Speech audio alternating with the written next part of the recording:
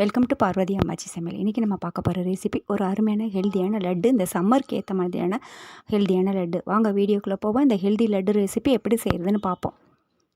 இதுக்கு முதல்ல ஒரு கப் அளவு கம்பு எடுத்துக்கோங்க. எடுத்துகிட்டு நல்லா சுத்தப்படுத்திட்டு ஒரு கடாயை காய வச்சுட்டு நல்லா வறுத்துக்கோங்க. நல்லா ஓரளவுக்கு நல்லா பொரிஞ்சு கொடுக்கும். அந்தளவுக்கு நல்லா வாசனை வர்ற அளவுக்கு நல்லா வறுத்துக்கோங்க. கம்பில் அதிக அளவு உங்களுக்கு அயன் சத்து இருக்குது. நம்ம கூழாக கொடுத்தோம்னா குடிக்க மாட்டாங்க. இப்படி லட்டுகளாக பிடிச்சி கொடுக்குறப்ப பிள்ளைங்க விரும்பி சாப்பிடுவாங்க. பொரிய ஆரம்பிக்குது பார்த்திங்களா, இதுதான் பதம். பொரிய ஆரம்பித்த உடனே நம்ம அடுப்பை ஆஃப் பண்ணிவிடுங்க. நல்லா வாசனை வர அளவுக்கு வறுத்துட்டு தனியாக தட்டில் எடுத்து வச்சு ஆற விட்டுடுங்க. ஆற வச்சதை ஒரு மிக்ஸி ஜாரில் சேர்த்துக்கோங்க. 2 ஏலக்காய் சேர்த்து அதையும் சேர்த்து அரைச்சிட்டு ஃபைன் பவுடரை அரைச்சிக்கோங்க.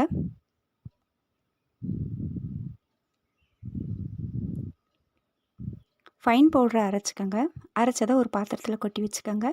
எந்த கப்பில் நீங்கள் கம்பு எடுத்தீங்களோ அதே கப்லேயே அரை கப்பு அளவு பொட்டுக்கடலை சேர்த்துக்கோங்க. பொட்டுக்கடலை ஒன்றும் பாதியமாக ரொம்ப ஃபைன் பவுடராக இருக்கணும்னு அவசியம் கிடையாது. அங்கங்கே கொஞ்சம் கட்டிகள் இருந்தால் பரவாயில்ல, ரொம்ப நல்லாயிருக்கும். ஒரு கப் அளவு நாட்டு சர்க்கரை எடுத்துக்கோங்க. 1/4 கப் அளவு தண்ணி சேர்த்துக்கோங்க. தண்ணி கொஞ்சம் குறைவாகவே சேர்த்துக்கோங்க, அதுதான் நல்லது.